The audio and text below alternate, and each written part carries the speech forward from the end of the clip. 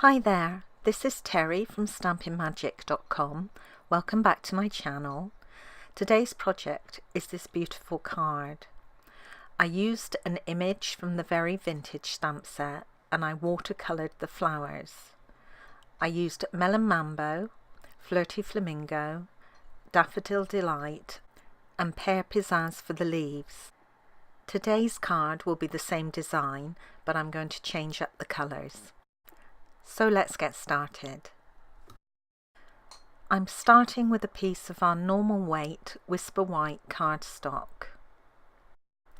And I'm using the main image from the very vintage stamp set. I'm using Stays On ink because I'm going to watercolour this image. And because the image is large, I'm placing it face up on the table and inking it that way. Now the size of the Whisper White mat doesn't matter too much because we're going to die cut this later on. So I'm stamping my image in the centre of the mat. As I said, I'm going to watercolour this image and I'm going to start with the powder pink. Now this is an older style ink pad and I just turned it upside down and squeezed gently from the bottom to transfer some of the ink onto the lid.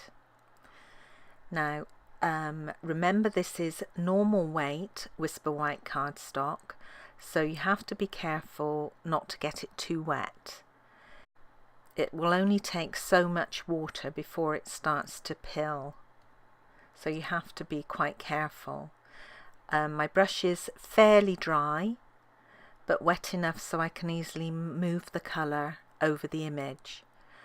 And all I'm doing initially is covering each of the rose images with a light covering of ink. Now I'm going to squeeze the pad again to get some fresh ink because I want to go over the roses again but with a darker tone of the same colour.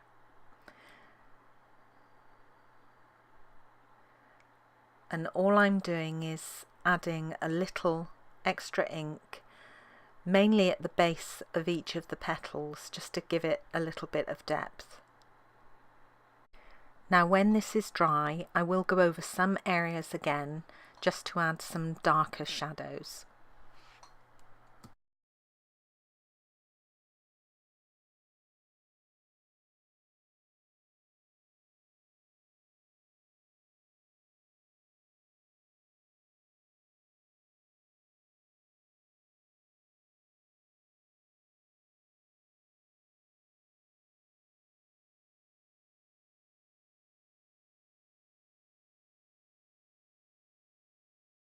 I'm now going to repeat this same process for the rest of the image. Now there's two different types of flower left. The first ones, the daisy ones at the bottom, I'm going to colour using Balmy Blue ink. And the remaining flowers I'm going to colour using Mango Melody. Now these two ink pads are new style ink pads, and you transfer the ink in the same way by squeezing from the bottom, but they're much harder, so you have to apply a lot more pressure to get that ink to transfer to the lid. For the foliage I'm going to use two colours of ink. For the roses I'm going to use Garden Green, and for the remaining I'm going to use Pear Pizzazz. Now I'm sure you don't want to watch me colour this image in real time. It will take some time to do, so I'm going to speed this up quite a bit for you. When I do get to colouring the leaves and the stems later on, I do switch to a blender pen. This has a much finer nib than the aqua painter that I have, so it was easier to colour those really tiny areas.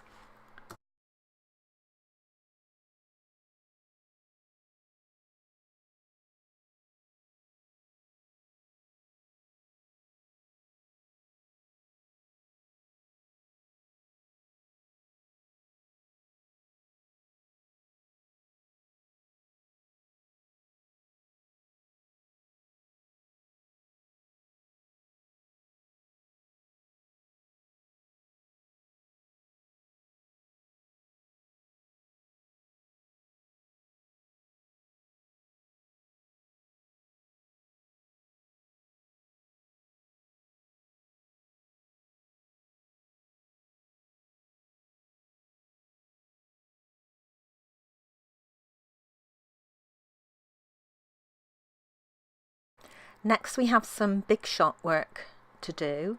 So to cut out my image, I'm using the Stitched Shapes framelets, and I'm using the largest of the ovals.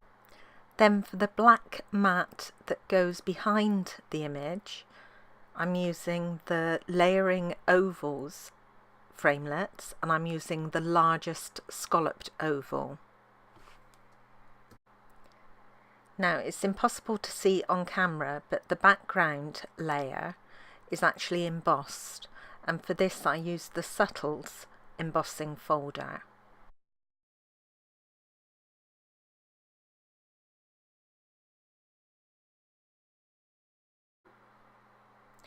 For the lacy pieces on the top and the bottom, I've used the Delicate Lace Edgelet dies. Now in the UK catalogue these can be found on page 217 at the top, and they're really easy to miss. They're not part of a bundle, and there's no coordinating stamp set as such for these, but they're definitely worth the look. They're beautiful, absolutely beautiful. You get 3 in a pack, and this is the one I'm going to use. Now I've cut strips of powder pink cardstock that are slightly wider than the dies. They're also slightly longer. Now the straight edge on the die does not cut, so all I'm going to do when I come to die cut them is align that edge with the edge of the card, just to save me trimming it off later on. The adhesive I'm using for these are some of our multi-purpose adhesive sheets. So I've cut some strips, roughly the same size as my strips of cardstock, and I'm going to remove the backing, which is the printed side.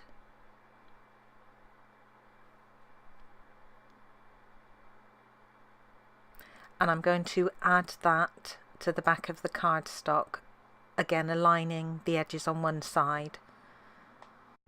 Then I'll just run that through the big shot with the die on the edge, and I'll repeat this for both pieces of pink card. Once all the various pieces have been cut and embossed, we can now start putting the card together. So the image oval will go onto the scalloped oval,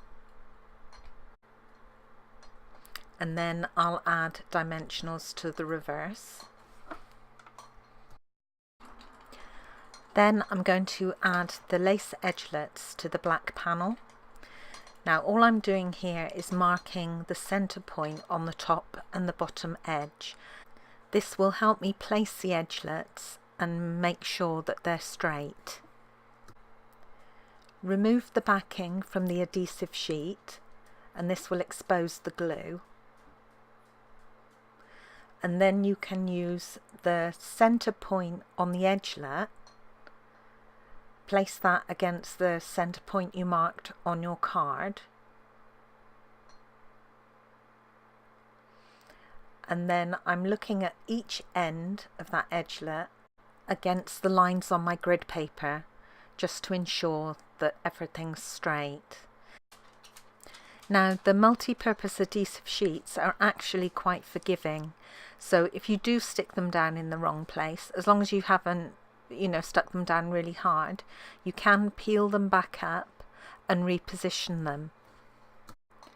So do the same for the other piece, remove the backing and then position it onto the black card.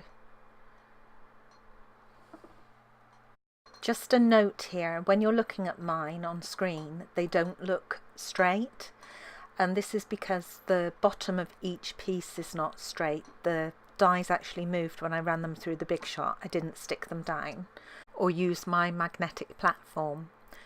This doesn't matter too much because the actual straight line on these die cuts is the perforated line.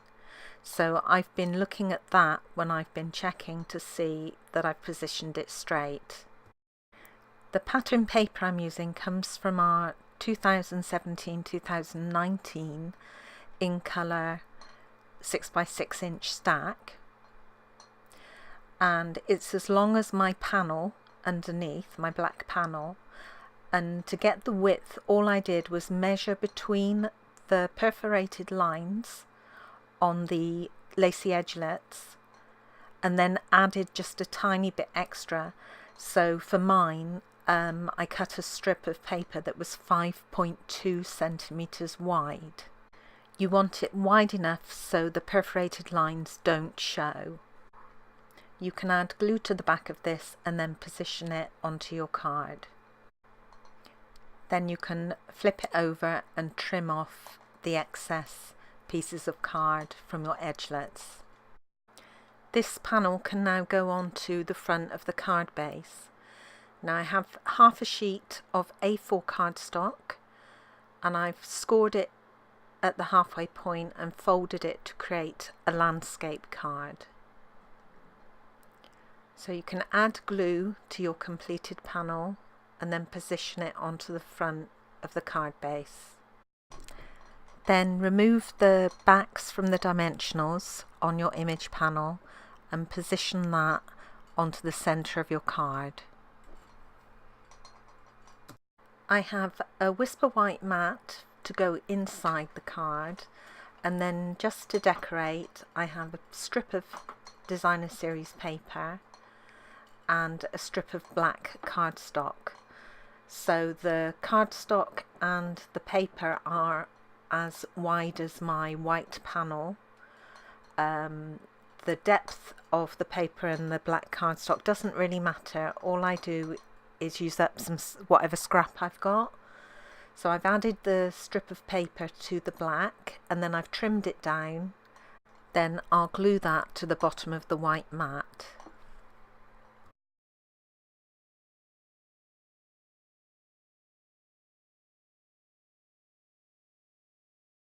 This can then be glued inside the card.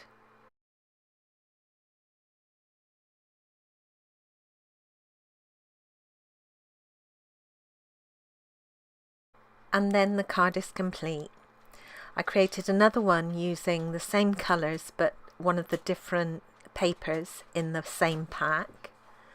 And then here's my original card.